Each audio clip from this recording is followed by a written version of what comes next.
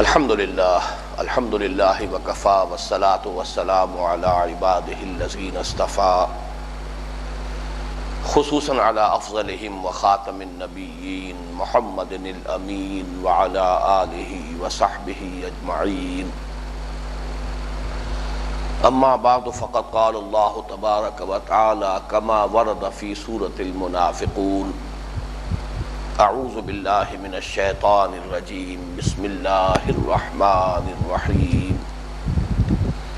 یا ایہا الذین آمنوا لا تلہکم اموالکم ولا اولادکم عن ذکر اللہ ومن یفعل ذلک فاولئک هم الخاسرون وَأَنفِقُوا مِمَّا رَزَقْنَاكُم مِّن قَبْلِ أَن يَأْتِيَ أَحَدَكُمُ الْمَوْتُ فَيَقُولَ رَبِّ لَوْلَا أَخَّرْتَنِي إِلَىٰ أَجَلٍ قَرِيبٍ فَأَصَّدَّقَ وَأَكُن مِّنَ الصَّالِحِينَ وَلَن يُؤَخِّرَ اللَّهُ نَفْسًا إِذَا جَاءَ أَجَلُهَا وَاللَّهُ خَبِيرٌ بِمَا تَعْمَلُونَ صدق اللہ العظیم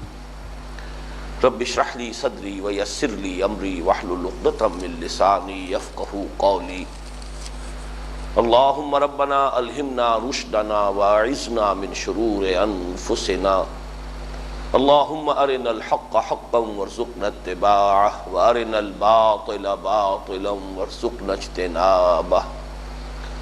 اللہم حبب الینا الایمان وزینہ فی قلوبنا وکرہ الینا الکفر والفسوق والعصیان واجعلنا من الراشدین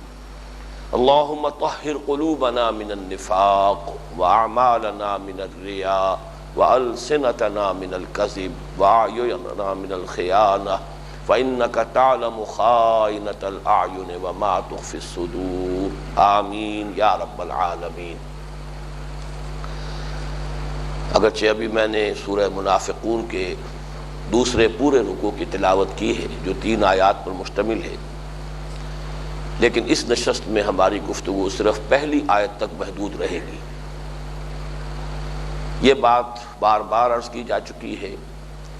کہ سورہ منافقون کا یہ دوسرا رکوع مرض نفاق کے علاج پر مشتمل ہے، اور اس علاج کے 2 حصے ہیں۔ ایک ہے بچاؤ کی تدابیر، پریونشن، جس کو ہم اپنی اصطلاح میں پریونٹیو ٹریٹمنٹ بھی کہتے ہیں، اور دوسرا ہے کہ مرض کی چھوت لگ جائے، انفیکشن ہو جائے، اس کا آغاز ہو جائے تو پھر اب اس کے ازالے کی اور اس کے معالجے کی تدابیر۔ پہلی آیت میں پہلی قسم کے علاج کا تذکرہ ہے اور بقیہ 2 آیات میں دوسری قسم کے علاج کا تذکرہ ہے۔ لیکن اس سے پہلے کہ میں اس پہلی آیت کے بارے میں تفصیلاً کچھ عرض کروں، تھوڑا سا قرض ہے گزشتہ نشست کا جو میں چاہتا ہوں کہ ادا کر دیا جائے۔ یاد ہوگا کہ گزشتہ نشست کے آخر میں ایک مضمون زیر بحث آیا تھا کہ نفاق چونکہ کوئی لیگل اینٹیٹی نہیں ہے، قانونی حیثیت یا کوئی شخص مسلمان ہے یا اس کو آپ مومن بھی قرار دیں گے، اس لیے کہ قانونی اعتبار سے ایمان اور اسلام یہ بالکل مترادف الفاظ ہیں، اور یا کوئی شخص کافر ہے، غیر مسلم ہے۔ منافق کوئی لیگل اینٹیٹی نہیں ہے۔ اس معاملے میں اس درجے احتیاط کی ہے نبی اکرم صلی اللہ علیہ وسلم نے کہ آپ نے تقریباً اپنے آخری زمانے تک پردہ ڈالے رکھا ہے منافقین پر، اگرچہ آپ کے بارے میں ہم یہ گمان کر ہی نہیں سکتے کہ آپ ان سے واقف نہیں تھے۔ قرآن مجید میں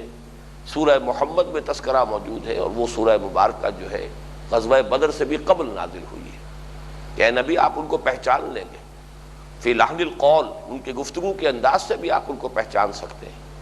اور ہم چاہیں تو ان سب کو نام بنام جو ہے وہ آپ کو دکھا دیں کہ یہ منافق ہے، لیکن آپ پہچان سکتے ہیں۔ پھر وہ بھی الفاظ حضور صلی اللہ علیہ وسلم سے منقول ہے کہ آپ نے فرمایا اتقوا فراست المومن فإنہ ینظر بنور اللہ، مومن کی فراست سے ڈرو اور بچو، اس لیے کہ وہ اللہ کے نور سے دیکھتا ہے۔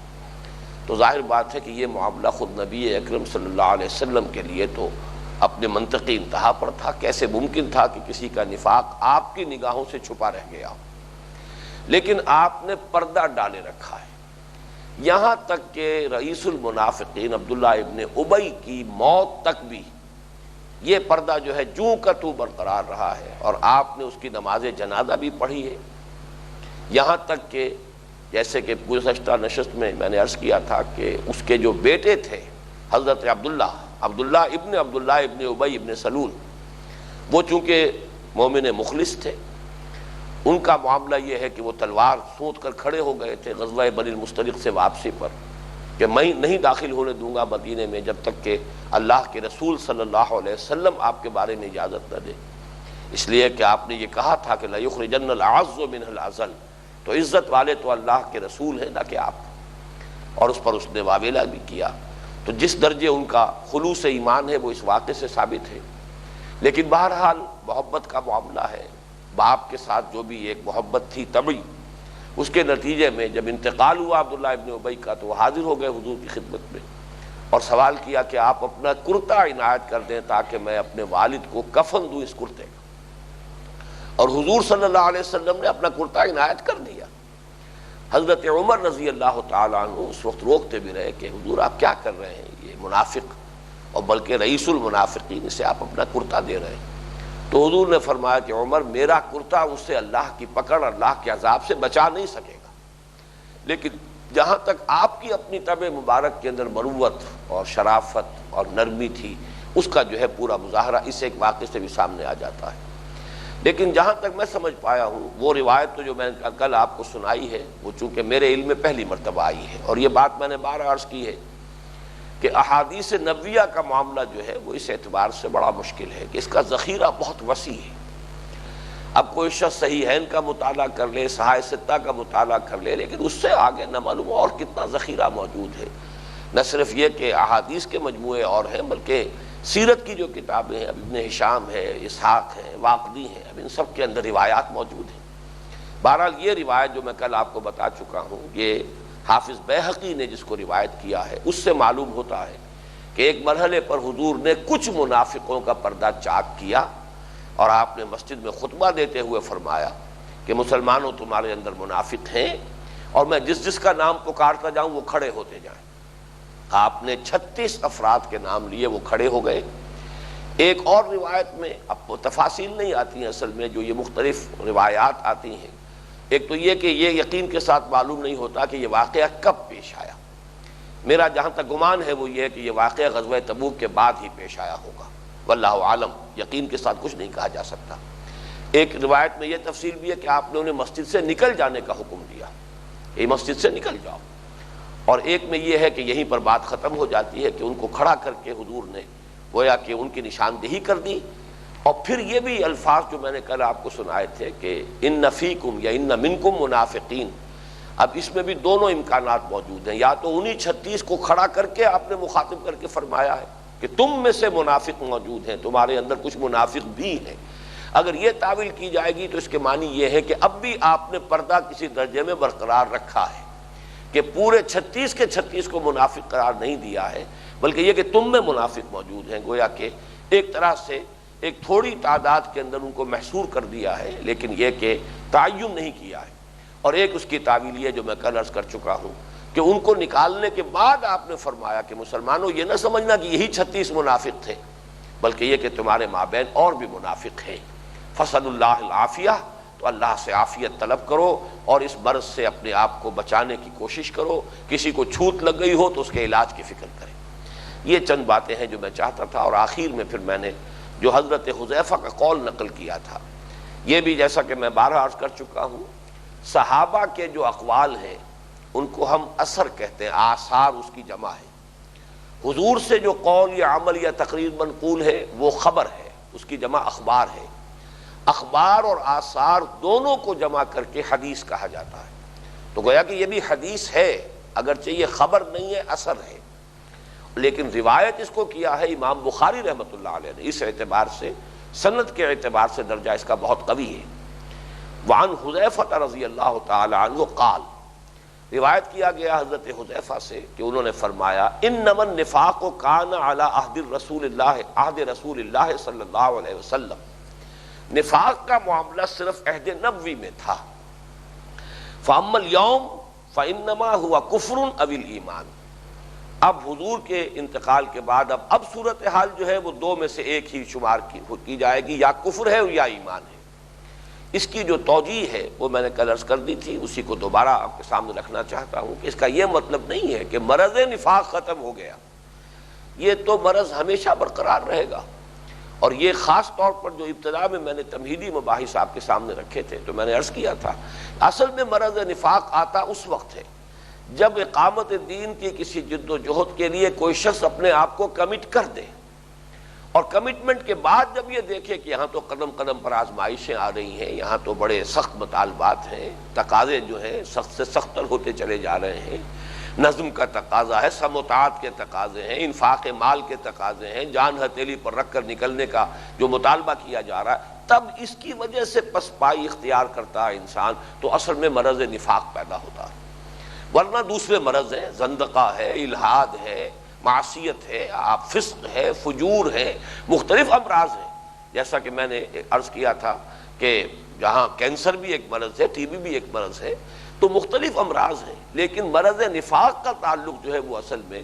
جہاد فی سبیل اللہ، انفاق فی سبیل اللہ، اللہ کے دین کی دعوت اور اقامت کے لیے جد و جہد کے لیے کوئی شخص اس کو صحیح سمجھتے ہوئے، حق سمجھتے ہوئے اسے قبول کرے، لبیک کہے، اس میں وہ شریک ہو، اور پھر وہ ان تقاضوں سے گھبرا کر وہ اگر پیچھے ہٹنا شروع کرتا ہے تو یہاں سے در حقیقت نفاق کا آغاز ہوتا ہے۔ اول تو یہ کہ اگر تو اعتراف کرتا رہے گا اپنی کمزوری کا، اپنی خطاؤں کا، تو پھر یہ نفاق نہیں کہلائے گا، یہ صرف ضعف ایمان کی ایک بیماری ہے، ایک روگ ہے، ایک علامت ہے، فی قلوبہم مرض، ان کے دلوں میں ایک روگ ہے۔ لیکن اگر اس نے اپنے آپ کو بچانے کے لیے، اپنی جھوٹی عزت نفس کے تحفظ کے لیے جھوٹے بہانے بنانے شروع کیے تو نفاق کی پہلی سٹیج کا آغاز ہو گیا۔ پھر اس میں مزید تاکید کے لیے جھوٹی قسمیں کھانی شروع کی تو اب یہ گویا کہ نفاق کا دوسرا سٹیج آ گیا۔ اور پھر آخری سٹیج وہ ہے جو اس سورہ مبارکہ کی جو پہلے رکوع کی آخری دو آیات ہیں، آیت نمبر 7 اور 8، اس میں سامنے آ گیا مسلمانوں کی حد درجے کی گویا کہ عداوت اور ان سے عناد، اور نبی اکرم صلی اللہ علیہ وسلم سے نفرت اور عناد اور آپ سے بغض، یہ گویا کہ اس مرض کی آخری علامات ہیں، اور یہ پوائنٹ آف نو ریٹرن ہے جہاں سے اب اصلاح کی کوئی امید نہیں۔ بس ان حقائق کو سامنے رکھیے، لیکن ظاہر بات ہے کہ تعین کے ساتھ کسی شخص کو منافق قرار دینا یہ صرف حضور کے لیے ممکن تھا، آپ کے بعد کسی شخص کو یہ کہنے کا حق حاصل نہیں ہے کہ تعین کے ساتھ کسی کو منافق قرار دے۔ ہم اپنے وعظ میں، نصیحت میں، تلقین میں توجہ دلا سکتے ہیں کہ بھائی یہ مرض نفاق ہے، یہ اس کی علامات ہیں، اپنے اندر جھانکو، اپنے دلوں کو ٹٹولو، اپنے باطن کا جائزہ لو، کہیں یہ کیفیات تو موجود نہیں ہے، اگر ہے تو گویا کہ تم نفاق کے لیے ادھر جو ہے کوئی پیش قدمی کا امکان پیدا ہو رہا ہے، اس سے اپنے آپ کو بچاؤ۔ لیکن کسی شخص کو منافق قرار دینا حضور نے بھی اپنے حیات طیبہ کے بالکل آخری دور میں، اور وہ بھی غزوہ تبوک کے بعد، اس لیے کہ سورہ توبہ میں وہ آیت پھر نازل ہوئی کہ اے نبی صلی اللہ علیہ وسلم وَلَا تُصَلِّ عَلَىٰ أَحَدٍ مِّنْهُمْ مَاتَ أَبَدًا وَلَا تَقُمْ عَلَىٰ قَبْرِهِ، یہ سورہ توبہ کی آیت نمبر 84 ہے۔ اے نبی آئندہ اب آپ ان میں سے کسی کی نماز جنازہ نہ پڑھیے گا۔ ظاہر بات ہے کہ حضور کو اللہ تعالیٰ نے سارے منافقوں کا علم دے دیا تھا، تبھی تو یہ حکم دیا جا رہا ہے کہ ان میں سے کوئی اگر اب اس کا انتقال ہو جائے تو اب آپ اس کی نماز جنازہ ادا نہیں کریں گے، اور یہ کہ اس کی قبر پر کبھی کھڑے نہیں ہوں گے۔ یہ دونوں ہدایتیں جو دی گئی ہیں تو یہ سورہ توبہ میں آئی ہیں، غزوہ تبوک سے واپسی کے بعد جو حصہ نازل ہوا ہے اس میں یہ ہدایات حضور کو دی گئیں۔ اس میں بھی جیسا کہ میں نے عرض کیا تھا، حضور نے ایک پردہ جو ہے پھر بھی ڈالے رکھا، اس لیے کہ آپ نے نفاق کے ساتھ مقروض جو تھے ان کی نماز جنازہ بھی پڑھنے سے انکار کیا، تو اس سے گویا کہ ایک اشتباہ کسی درجے میں باقی رکھا کہ فلاں شخص کے لیے اگر آپ نے اعتراض یا احتراز کیا ہے، آپ نے اس کی نماز جنازہ میں شمولیت اختیار نہیں فرمائی، تو کیا سبب ہے اس کا؟ آیا وہ منافق تھا یا مقروض تھا؟ کسی درجے میں پردہ جو ہے حضور نے برقرار رکھا ہے، اور کبھی آپ نے یہ نہیں کہا کہ یہ شخص چونکہ منافق تھا اس لیے میں اس کی نماز نہیں پڑھوں گا، بلکہ جب بھی کبھی ایسا ہوا کہ آپ سے فرمائش کی گئی کہ فلاں شخص کا انتقال ہو گیا ہے، آپ تشریف لے چلیے، نماز جنازہ پڑھا دیجئے، تو آپ فرماتے تھے صلو علی اخیکم، جاؤ خود اپنے بھائی کی نماز جنازہ ادا کر لو، خود آپ اس میں شمولیت اختیار نہیں کرتے۔ بہرحال اس پر وہ جو ایک قرض تھا پچھلے ہماری نشست کا وہ تو ادا ہوا. اب آئیے کہ اس آیت مبارکہ پر اپنی توجہ کو مرکوز کریں. یا ایھا الذین آمنوا لا تلھکم اموالکم ولا اولادکم عن ذکر اللہ ومن یفعل ذلک فاولئک هم الخاسرون. اے ایمان والو، پہلے تو یہ نوٹ کیجئے کہ یا ایھا الذین آمنوا، میں نے بارہا عرض کیا ہے کہ یہ مسلمانوں سے خطاب کا صیغہ ہے. اس میں تو دیکھنا پڑتا ہے کہ کن سے گفتگو ہو رہی ہے، مومنین صادقین یا ضعیف الاعتقاد اہل ایمان یا منافقین، روح سخن کن کی طرف ہے. لیکن اس خطاب میں سب شامل ہیں جو بھی دعوے دار ہیں اسلام کے ایمان کے. یا ایھا الذین آمنوا لا تلھکم اموالکم ولا اولادکم عن ذکر اللہ، نہ غافل کر پائیں تمہیں تمہارے اموال اور تمہاری اولاد اللہ کی یاد سے. اس آیت میں جو 3 آئے ہیں اہم الفاظ، لا تلھکم، یہ جو صیغہ ہے نہیں کا، نہ غافل کر پائیں، ایسا نہ ہو کہ غفلت میں ڈال دیں تمہیں تمہارے اموال اور تمہاری اولاد. اس کا مادہ ہے لہون، اور یہ خاص طور پہ اس لیے نوٹ کرا رہا ہوں کہ سورہ جمعہ کی آخری آیت میں یہ لفظ آ چکا ہے. سورہ جمعہ کا جو دوسرا رکوع ہے اس کی بڑی مناسبت ہے اس سورہ منافقین کے دوسرے رکوع سے، اور ان دونوں کی پر مناسبت ہے سورہ تغابن کے دوسرے رکوع سے. اس وقت نوٹ کیجئے کہ وہی لفظ وَإِذَا رَأَوْا تِجَارَةً أَوْ لَهْوًا انفضوا إِلَيْهَا وَتَرَكُوكَ قَائِمًا قُلْ مَا عِندَ اللَّهِ خَيْرٌ مِّنَ اللَّهْوِ وَمِنَ التِّجَارَةِ. گویا کہ 2 مرتبہ لفظ لہو جو ہے وہ سورہ جمعہ کی آخری آیت میں آیا ہے. اس کا اصل مفہوم کیا ہے؟ ہر وہ شے کہ جو اللہ سے غافل کر دے، یاد الہی سے وہ حجاب کی کیفیت اختیار کر لے، ایک پردہ بن جائے، وہ لہو ہے.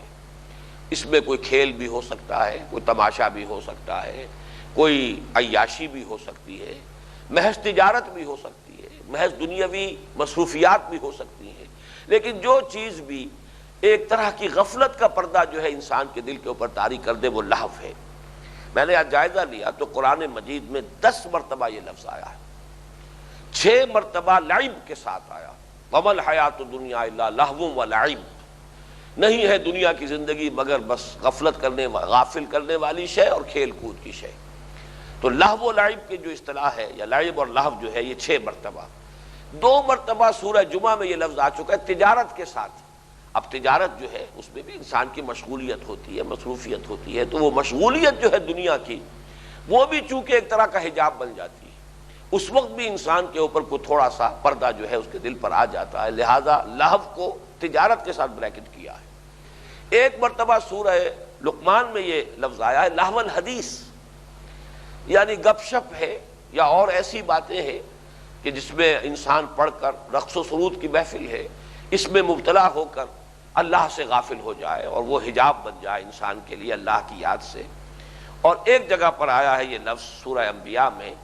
لو اردنا ان نتخذ لہوا لاتخذناہ من عندنا، وہاں یہ لاعبین کے ساتھ آیا ہے. ہم نے یہ دنیا کھیل کود کے لیے نہیں بنائی ہے.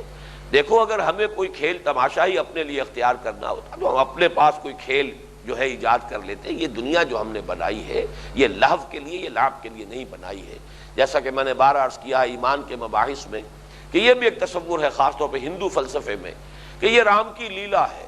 رام جی کھیل رہے ہیں. یہاں کوئی حکمت سمجھ میں نہیں آتی کہ کس نقشد و نقشایت و حکمت ہی معمارہ، کسی کو اٹھا دیا، کسی کو پٹک دیا، کسی کو گرا دیا، کسی کو اونچا کر دیا، کچھ سمجھ میں نہیں آتا. کوئی بادشاہ تھا اور وہ اب جو ہے روٹی کے لیے محتاج ہو گیا ہے. کوئی پانی بھر رہا تھا سقا، اسے دلی کے تخت پر بٹھا دیا ہے. تو یہ جو کھیل ہے تو ایسا ہی ہے جیسے کہ کوئی بچہ کھیلتا ہے، کوئی کھلونا اٹھایا، کوئی پٹک دیا. یہ کچھ اس سے زیادہ ہمیں تو کوئی حکمت نظر نہیں آتی. جبکہ قرآن کہتا ہے نہیں، ما خلقت ھذا باطلا. جو بھی شخص غور کرے گا، اگر وہ صحیح الفطرت اور صحیح العقل انسان ہے، اس نتیجے پر پہنچے گا کہ اللہ تو نے یہ ساری کائنات جو بنائی ہے باطل نہیں بنائی، بے مقصد نہیں بنائی، کھیل کود کے لیے نہیں بنائی. بہرحال اس سے لفظ لہو کی جو باطنی حقیقت ہے وہ سامنے آ گئی. اب یہ لفظ استعمال ہوا الہاکم التکاثر حتی زرتم المقابر. الہا یلہی الہا باب افعال، غافل کر دینے والی شے. یہ گویا کہ الہاکم التکاثر، تمہیں غافل کیے رکھا محتاط کی طلب میں. اسی معنی میں لفظ آیا حدیث میں. وہ حدیث بھی میں نے بارہا آپ کو سنائی ہے اس لیے کہ یہ ہمارے اس طرح کی احادیث میں سے یہ ہے کہ ہمارے شعور میں اگر ثبت ہو جائے تو ہمارے طرز عمل پر بہت اثر انداز ہو سکتی ہے. ما قل و کفا خیر مما کثر و الہا، جو چیز رزق ہے دنیا کا، بال و اسباب دنیاوی میں سے جو کم ہو مگر کفایت کر جائے، وہ کہیں بہتر ہے اس سے کہ جو کثرت والی ہو، بہتات ہو لیکن غافل کر دے. جہاں بہتات ہوگی غفلت اس کے نتیجے میں پیدا ہو جائے گی. بہرحال یہ لفظ آ چکا ہے ہمارے منتخب نصاب میں دوسرے حصے میں جو مباحث ایمان تھے، سورہ نور کے 5ویں رکوع میں. وہاں پر مدح کی ہے اللہ نے، تعریف کے انداز میں فرمایا رجال لا تلہیہم تجارت ولا بیع عن ذکر اللہ واقام الصلاۃ وایتاء الزکاۃ. وہ مرد، وہ جوان مرد، وہ حوصلہ مند لوگ کہ جن کو کوئی شے اللہ کی یاد سے غافل نہیں کر سکتی. رجال لا تلہیہم تجارت ولا بیع عن ذکر اللہ واقام الصلاۃ وایتاء الزکاۃ، یعنی بڑی قوت ارادی مضبوط چاہیے کہ انسان دنیا میں رہتے ہوئے ان تمام بکھیڑوں میں مبتلا ہو، پھر بھی یہ ہے کہ اس کی لو اللہ کے ساتھ لگی رہے، دل کا ایک رابطہ اللہ کے ساتھ قائم رہے. وہی بات ہے جو یہاں کہی جا رہی ہے، لیکن میں اس مضمون کو اور مکمل کر دوں. ایک اور آیت جو سورہ حجر میں آئی ہے بہت پیاری ہے. ذرہم یاکلوا ویتمتعوا ویلہہم الامل فسوف یعلمون. عمل کہتے ہیں، یہ عین سے نہیں الف سے عمل کہتے ہیں امیدیں، ایمبیشنز، توقعات. انسان دنیا کے اندر بڑے وہ شیخ چلی کے سے منصوبے بناتا رہتا ہے، یہ طول عمل کہلاتا ہے. لمبے چوڑے منصوبے، یوں کروں گا ایسے ہو جائے گا اس طریقے سے، اور وہ لمبے چوڑے دنیا کے اپنے منصوبہ بندی کرتے میں اسی میں انسان مصروف رہتا ہے، اسی میں غفلت کے اندر اس کی جان نکل جاتی ہے. تو فرمایا کہ اے نبی چھوڑیے ان کو، یہ کھائیں پیئیں، یاکلوا ویتمتعوا، اس دنیا کے مال و اسباب سے تمتع حاصل کر لیں. یاکلوا ویتمتعوا ویلہہم الامل، اور انہیں غافل کیے رکھے یہ امیدیں، دنیاوی امیدوں کی کا طول عمل جو ہے. اور فسوف یعلمون، پھر ان کو معلوم ہو جائے گا. اسی طریقے سے اب دیکھیے کہ فتنہ کیا ہے، کیا شے ہے کہ جو غافل کرنے والی ہے. وہ فرمایا اولادکم اموالکم ولا اولادکم یا ایھا الذین آمنوا لا تلہکم اموالکم ولا اولادکم عن ذکر اللہ. یہ مضمون بھی قرآن مجید میں اس کثرت سے آیا ہے. اگلی ہی صورت ہے سورہ تغابن، وہ ہم پڑھ چکے ہیں منتخب نصاب کے حصہ دوم میں، آخری درس وہی تھا. انما اموالکم واولادکم فتنہ، یہ تمہارے اموال اور تمہاری اولاد ہی فتنہ ہے. اصل کسوٹی یہ ہے، فتنہ کہتے ہیں جس پر کسی کو پرکھا جا رہا ہو، کسا جا رہا ہو کہ زر خالص ہے یا اس میں کوئی کھوٹ شامل ہے. تمہارا ایمان خالص ہے یا اس میں کوئی کھوٹ شامل ہے، اس کی آزمائش جو ہے ہوگی اسی مال و اولاد کے ذریعے سے. اگر ان کی محبت اللہ اور اس کے رسول اور اللہ کی راہ میں جہاد کی محبت سے کم تر رہے تو گویا کہ تم صحیح مومن ہو، اور اگر ان کی محبت اللہ کی محبت اور اس کے رسول کی محبت اور اس کی راہ میں جہاد سے محبت سے بڑھ گیا تو گویا کہ تم نے اپنے آپ کو اپنے ہاتھوں فتنوں میں ڈال دیا، اور تم پھر وہ کھوٹ والا ایمان اب تمہارا ہے، اب اس شاہراہ پر تمہارا قدم پڑ گیا ہے کہ جس کی آخری منزل نفاق ہے. تو انما اموالکم واولادکم فتنہ.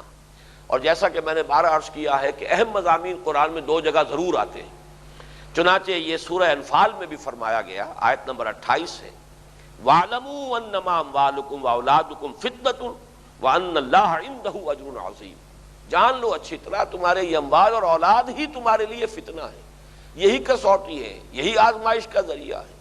اور اگر تم ان کو صحیح جگہ پر رکھو، ان کے ساتھ تمہاری مشغولیت، ان کے ساتھ تمہاری دلچسپی اتنی ہی رہے جتنی کہ اللہ نے اجازت دی ہے، کہ اللہ کی محبت، اس کے رسول کی محبت اور اس کی راہ میں جہاد کی محبت سے یہ بالا تر نہ ہونے پائیں، تو پھر یہ کہ اللہ کے پاس ہی اجر عظیم ہے. سورہ سبا میں فرمایا وَمَا أَمْوَالُكُمْ وَلَا أَوْلَادُكُمْ بِالَّتِي تُقَرِّبُكُمْ عِندَنَا زُلْفَىٰ إِلَّا مَنْ آمَنَ وَعَمِلَ صَالِحًا. دیکھو مسلمانوں، یہ تمہارے اموال اور اولاد نہیں ہے جو تمہیں ہمارا قرب عطا کر دیں گے. اگرچہ ایک اس کا امکان ہے، اگر انسان اس مال کو اللہ کے لیے خرچ کرے گا تو یقیناً یہ اموال بھی ذریعہ تقرب بن جائیں گے. اولاد کی تربیت صحیح کرتا ہے، اولاد جو ہے وہ گویا کہ سب سے بڑا صدقہ جاریہ بن جائے گی. لیکن اصلاً یہ چیزیں نہیں ہیں کہ جو اللہ کا تقرب عطا کرنے والی ہو، بلکہ وہ تو من آمن وعمل صالحا، جو ایمان لایا اور جس نے نیک عمل کیے. وہ آیتیں دو میں پہلے ہی آپ کو بار بار سنا چکا ہوں، سورہ توبہ کے اندر آیت نمبر 55 اور آیت نمبر 85، وَلَا تُعْجِبْكَ أَمْوَالُهُمْ وَلَا أَوْلَادُهُمْ، اے نبی اور اے مسلمانوں آپ ان کے اموال اور اولاد سے متاثر نہ ہو،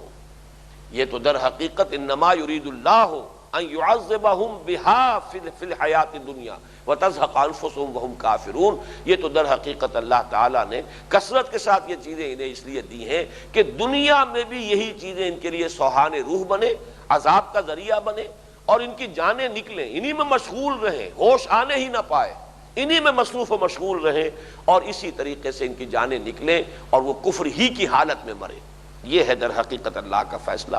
باقی یہ نوٹ کر لیجئے کہ اموال و اولاد یہ مل کر اصل میں وہ چیز بن جاتے ہیں کہ جو 8 چیزوں کی شکل اختیار کرتے ہیں، جو سورہ توبہ کی آیت نمبر 24 میں ہم پڑھ چکے ہیں۔ یہ جو ہمارے منتخب نصاب کا چوتھا حصہ تھا جو آج اختتام کو پہنچ رہا ہے، اس میں آپ کو یاد ہوگا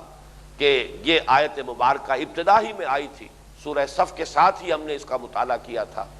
قُلْ إِنْ كَانَ آبَاؤُكُمْ وَأَبْنَاؤُكُمْ وَإِخْوَانُكُمْ وَأَزْوَاجُكُمْ وَعَشِيرَتُكُمْ وَأَمْوَالٌ اقْتَرَفْتُمُوهَا وَتِجَارَةٌ تَخْشَوْنَ كَسَادَهَا وَمَسَاكِنُ تَرْضَوْنَهَا أَحَبَّ إِلَيْكُم مِّنَ اللَّهِ وَرَسُولِهِ وَجِهَادٍ فِي سَبِيلِهِ فَتَرَبَّصُوا حَتَّىٰ يَأْتِيَ اللَّهُ بِأَمْرِهِ وَاللَّهُ لَا يَهْدِي الْقَوْمَ الْفَاسِقِينَ۔ اس لیے کہ جتنے وہ 5 رشتے گنوائے ہیں، تمہارے باپ، تمہارے بیٹے، تمہارے بھائی، تمہاری بیویاں، تمہارے رشتے دار، ان 5 میں عزیز ترین شے جو ہے وہ اولاد ہے، اور خاص طور پر بیٹے۔ ابناؤکم، اولاد میں بھی اصل میں برسبیل تغلیب جو ہے وہ بیٹوں ہی کا تذکرہ ہے اصل میں۔ تو معلوم ہوا کہ یہ ان کا خلاصہ۔ اور اموال کی 3 شکلیں تھیں، اموال اقترفتموها وتجارۃ تخشون کسادها ومساکن ترضونها، جائیداد ہے، مال ہے، کاروبار ہے، پروفیشنز ہے، یہ سب کیا ہے؟ مال۔ تو انما اموالکم واولادکم فتنہ، بس یہ ہے کہ اگر اس کے اندر تمہارا اشتغال، ان سے تمہاری دلچسپی، ان کے اندر اگر تم گم ہو گئے تو پھر وہ بات ہو جائے گی، وہ جو بہت پیارے الفاظ میں اقبال نے کہی ہے کہ کافر کی یہ پہچان کے آفاق میں گم ہے، مومن کی یہ پہچان کہ گم اس میں ہے آفاق، رہو ان میں، مصروف رہو، ان کا حق ادا کرو، جو بھی جس کا حق اللہ نے معین کر دیا اس کو ادا کرو، لیکن کہیں ایسا نہ ہونے پائے کہ ان کی محبت تمہارے پاؤں کی وہ زنجیر بن جائے، بیڑیاں بن کر تمہارے پاؤں کے اندر پڑ جائیں یہ محبتیں، اور تمہیں اللہ کی راہ میں جہاد اور اقامت دین کی جد و جہد سے روکنے میں کامیاب ہو جائیں، تب یہ پھر فتنہ بن جائے گا۔ اب آئیے تیسرا لفظ جو ہے اس آیت مبارکہ میں وہ ذکر اللہ، اللہ کا ذکر۔ اس پر اگرچہ ہمارے بڑے تفصیلی مباحث ہو چکے ہیں، اس لیے کہ ایمان کے جب مباحث تھے تو سورہ آل عمران کے حوالے سے بھی ذکر کیا ہے، ذکر کی اصل حقیقت کیا ہے، الذین یذکرون اللہ قیاما وقعودا وعلی جنوبہم، تو وہ مباحث لیکن چونکہ کافی عرصہ ہو گیا ہے اور خاصا درمیان میں فصل واقع ہو چکا ہے، چند باتیں میں نوٹ کرا دینا چاہتا ہوں کہ لا تلہکم اموالکم ولا اولادکم عن ذکر اللہ، تو یہ ذکر اللہ سے مراد کیا ہے؟ سب سے پہلے یہاں یہ نوٹ کیجئے کہ سورہ جمعہ کی جو وہ دوسرا رکوع ہے اس کی پہلی آیت میں یہ لفظ آیا، بلکہ دوسری آیت میں بھی آیا، یا ایھا الذین آمنوا اذا نودی للصلاۃ من یوم الجمعۃ فاسعوا الی ذکر اللہ، اہل ایمان جب اذان دی جائے، پکارا جائے نماز کے لیے جمعے کے دن، تو لب کو دوڑو، ہمتاً متوجہ ہو جاؤ اللہ کی یاد کی طرف۔ دوسری آیت میں پھر فرمایا فَإِذَا قُضِيَتِ الصَّلَاةُ فَانتَشِرُوا فِي الْأَرْضِ وَابْتَغُوا مِن فَضْلِ اللَّهِ وَاذْكُرُوا اللَّهَ كَثِيرًا لَعَلَّكُمْ تُفْلِحُونَ۔ نماز اور خطبہ تو ذکر ہے ہی، لیکن اب نماز کے ادا ہو جانے کے بعد اگر تم زمین میں منتشر ہو رہے ہو، اپنے کاروبار، اپنے دنیاوی مسائل اور مصروفیات کی طرف متوجہ ہو رہے ہو، تب بھی کثرت ذکر برقرار رہنی چاہیے، غفلت نہ آنے پائے، کام کرو لیکن یہ کہ قلبی رشتہ، روح کا تعلق جو ہے وہ اللہ تعالیٰ کی ذات کے ساتھ برقرار رہنا چاہیے۔ ہمارے منتخب نصاب میں جو مباحث ایمان کے ضمن میں جو باتیں آئی تھیں ان میں سے چند باتیں جیسا کہ میں نے عرض کیا تازہ کر لیجئے۔ ذکر، ذکرہ، تذکر، تذکیر، یہ قرآن مجید کی اہم ترین اصطلاحات میں سے حقیقت ایمان در حقیقت انہی کے حوالے سے سمجھ میں آتی ہے، اور تفصیل سے یہ بات عرض کی جا چکی ہے کہ معرفت خداوندی قلب انسانی میں موجود ہے۔ انسان دنیا میں جو آیا ہے تو اندھا بہرا ہو کر نہیں آیا ہے، اسے اللہ نے جہاں ظاہری سماعت اور بصارت دی ہے وہاں باطنی بھی کچھ حقیقتیں لے کر انسان آیا ہے۔ وہ روح ربانی جو کہ قلب انسانی کے اندر ہے، وہ روح جو ہے اس میں معرفت خداوندی اور عشق خداوندی، محبت خداوندی، دونوں چیزیں، نہ صرف معرفت بلکہ محبت بھی، دونوں چیزیں اس کے اندر موجود ہیں۔ ہوتا صرف یہ ہے کہ دنیا میں آنے کے بعد یہاں کی مصروفیات، یہاں کی مشغولیتیں، یہاں کے علائق، یہاں کے معاملات و مسائل، یہ انسان کو اپنے اندر گم کرنے کے لیے وہ ہر وقت جو ہے کوشاں ہے، ایک کشاکش ہے ہر وقت جو چلتی رہتی ہے۔ ورنہ وہ معرفت اندر ہے، اس معرفت کو جو ڈورمنٹ ہے ایکٹیویٹ کرنے کے لیے آیات کا تصور آیا ہے۔ یہ آیات آفاقی بھی ہیں، فی الآفاق وفی انفسکم، آفاق میں بھی اللہ کی آیات ہے، یہ سورج اور چاند، یہ ہواؤں کا چلنا، دن اور رات کا الٹ پہ سب نشانیاں ہیں۔ اور یہ اس لیے ہے کہ تمہارے اندر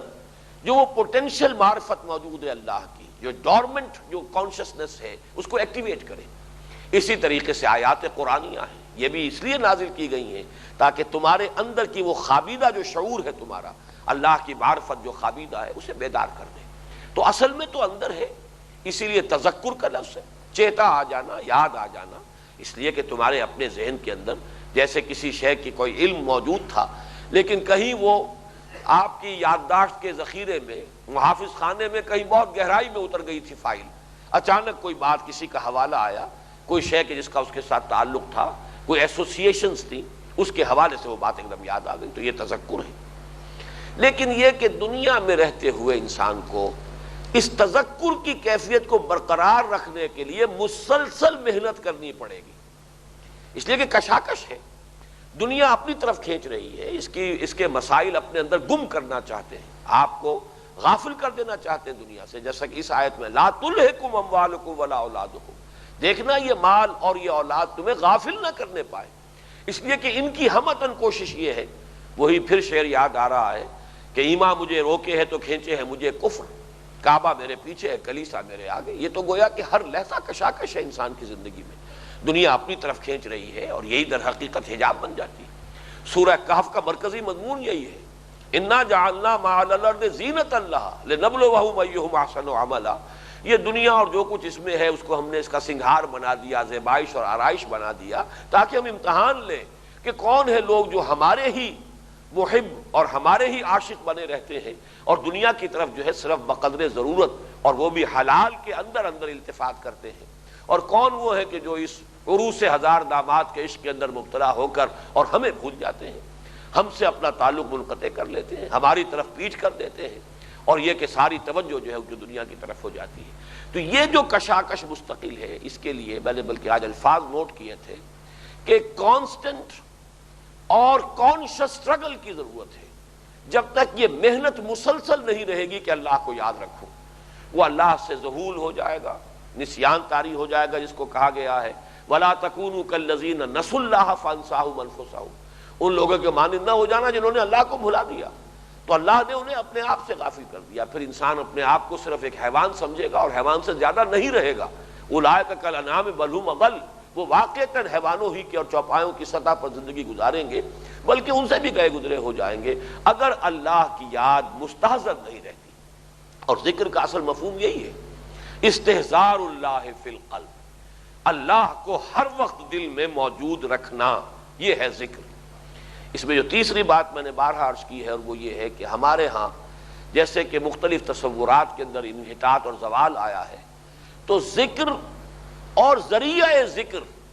ان دونوں میں خلط مبحث ہو گیا ہے۔ ذرائع کو ذکر ہم قرار دے رہے ہیں، حالانکہ ذریعہ راستہ اور شے ہے اور منزل اور شے ہے۔ ذکر اصل میں کہتے ہیں استحضار اللہ فی القلب، دل میں اللہ موجود رہے۔ اب اس کے ذرائع ہیں،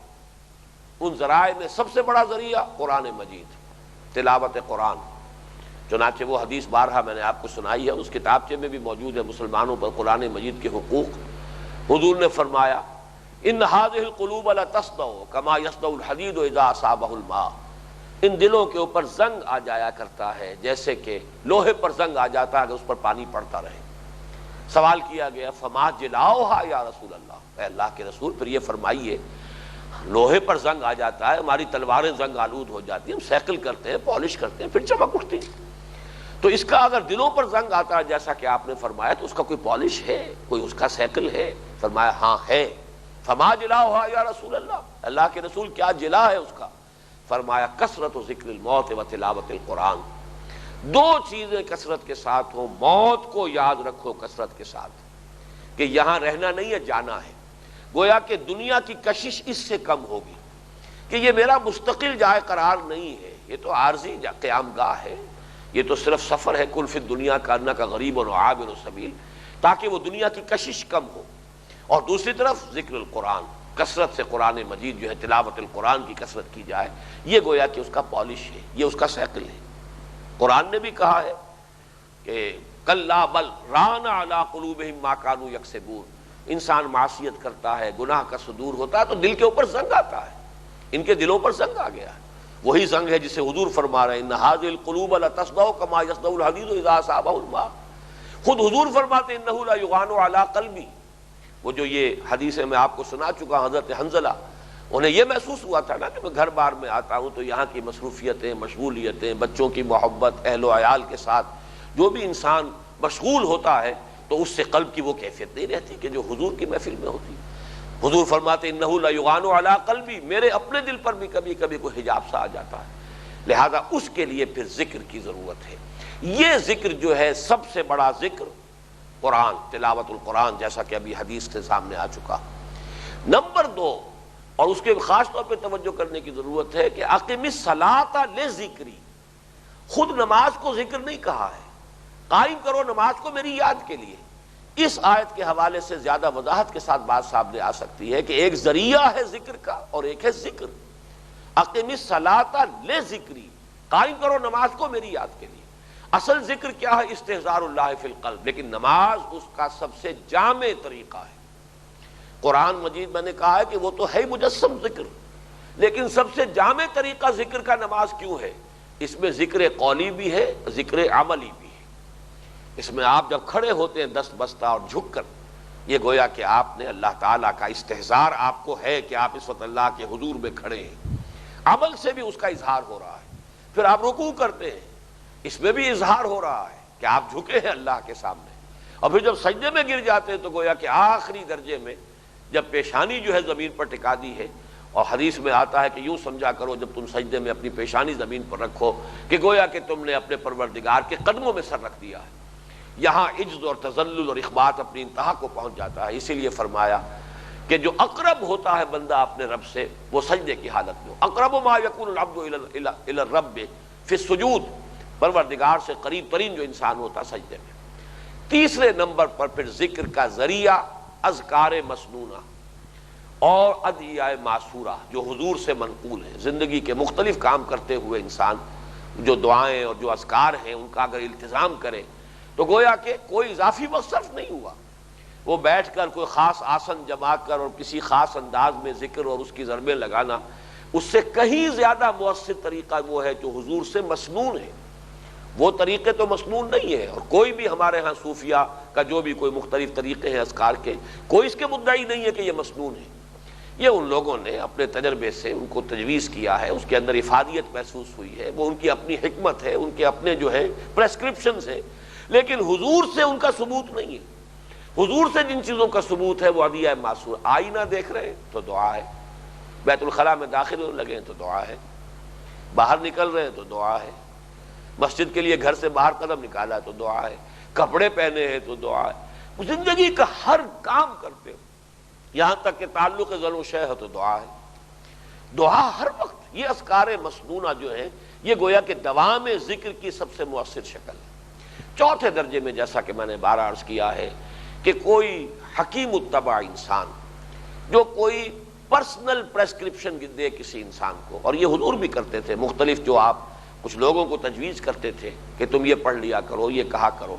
اس میں اس شخص کی جو ذاتی کیفیت ہے وہ پیش نظر ہوتی تھی۔ کسی شخص میں فرض کیجئے کہ کوئی حکیم اور دانا انسان جو ہے مربی اور مزکی، وہ محسوس کرتا ہے اس میں مال کی محبت زیادہ ہے، ایسی آیات پڑھنے کے لیے تجویز کر دیں کہ جس سے مال کی محبت میں کمی ہو رہی ہے، یا اور کسی کے اندر کوئی دوسرا مرض زیادہ ہے تو کوئی ایسی آیات یا کوئی ایسے اذکار تلقین کر دیے جائیں کہ جس سے اس کا خاص مرض جو ہے اس کا ازالہ ہو سکے. لیکن چوتھے درجے میں ان کو رکھنا چاہیے. ہوتے ہوتے ہمارے ہاں یہ ہو گیا کہ اصل ذکر اسی کو سمجھا جاتا ہے، پھر اس کی بھی جو بھی ایک گردان ہے اس کی تعداد مقرر ہو گئی، تعداد پوری کرنے پر توجہ ہوتی ہے. وہ یہ کہ اس سے حقیقتاً وہ جو مقصود ہے اصل ذکر وہ بھی حاصل ہو رہا یا نہیں ہو رہا، اس کی طرف توجہ ہی نہیں. اس لیے کہ وہ ذکر حقیقتاً کیا ہے اور کیا شے ذریعہ ذکر ہے، یہ فرق و تفاوت ذہنوں سے نکل چکا ہے. پھر اس میں ایک اور اہم بات جو قرآن مجید کے لیے میں سمجھتا ہوں کہ امتیازی خصوصیت ہے، وہ یہ ہے کہ قرآن نے ذکر اور فکر کو ایک جگہ پر جمع کر دیا. دنیا کے مذاہب میں کہیں آپ کو یہ صورتحال نظر نہیں آ سکتی کہ ذکر اور فکر کو اس طریقے سے بریکٹ کر دیا جائے. الذین یذکرون اللہ قیاما وقعودا وعلی جنوبہم ویتفکرون فی خلق السماوات والارض. تفکر اور یہ ذکر، ان دونوں کو ایک طرف تو یہ کہ دوام ذکر، کثرت ذکر، بیٹھے کھڑے لیٹے ہر حال میں اللہ کو یاد رکھنا، اللہ مستحضر رہے، دل میں موجود رہے، اور پھر غور و فکر اور سوچ بچار انسان کرتا رہے. تو یہ تفکر اور یہ ذکر، ان دونوں کو جمع کیا جائے. یہی وجہ ہے کہ مولانا روم نے بھی ان دونوں کو جمع کیا بہت خوبصورتی سے. ای قدر گفتیم باقی فکر کن، فکر اگر جامد بود رو ذکر کن. فکر آرد ذکر آرد فکر را در احتزاز، ذکر را خورشید این افسردہ ساز. دیکھو اتنا کچھ تو ہم نے تمہیں بتا دیا، اب باقی خود غور کرو، تدبر کرو، تفکر کرو. اور اگر کہیں فکر جامد ہو جائے، فکر آگے نہیں بڑھ رہا، گتھی حل نہیں ہو رہی، سلجھ نہیں رہی، عقدہ جو ہے لا ینحل سا ہو گیا ہے، تو چلو اب ذکر کرو. یہ ذکر جو ہے اس فکر کو ایک نئی قوت عطا کرے گا، نئی حرکت عطا کرے گا. اس ذکر کے ذریعے سے اس میں نئی جان آ جائے گی، نئی تازگی آ جائے گی. جیسے کہ سورج جو ہے وہ ان تمام نباتات کو نئی حرارت عطا کر دیتا ہے، اس طریقے سے یہ ذکر جو ہے یہ فکر کے لیے مہمیز کا کام دے گا. لیکن میں سمجھتا ہوں کہ جو مرید ہندی ہے اس نے اصل میں اپنے پیر رومی سے بھی بڑھ کر کہا ہے، اس مسئلے میں جو بات کہی ہے کہ جز بقرآن زیغمی روباہی است، فقر قرآن اصل شاہن شاہی است. اور فقر قرآن اختلاط ذکر و فکر، فکر را کامل نہ دیدم جز بے ذکر. یہ ہے جو اس کو اب فقر قرآن کہیں گے. یہ قرآنی سلوک ہے. یہ بھی ایک گویا کہ جیسے کہ مختلف سلوک کے جو سکولز ہیں، یہ سلسلہ قادریہ ہے اور یہ سلسلہ ہے چشتیہ ہے، یہ سلسلہ سہروردیہ ہے، تو ایک سلوک قرآنی بھی ہے.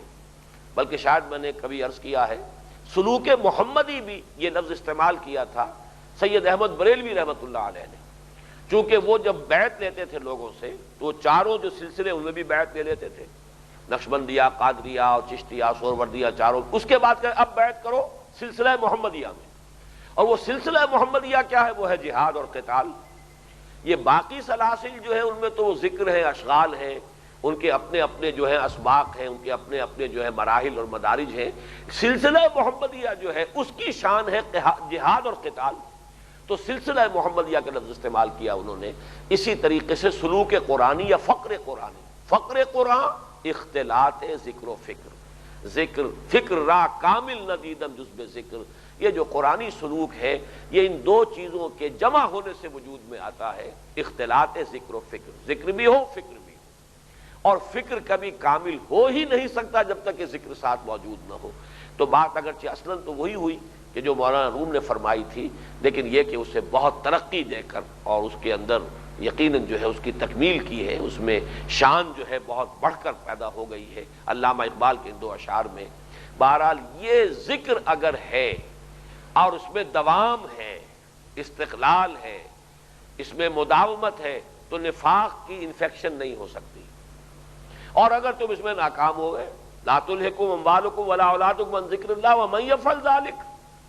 جس شخص کو بھی غافل کر دیا مال اور اولاد کی محبت نے اللہ کی یاد سے، مشغولیت اسی میں ہو گئی. کافر کی یہ پہچان کہ آفاق میں گم ہے، اسی میں گم ہو گئے، وہ ہے خسارہ پانے والے.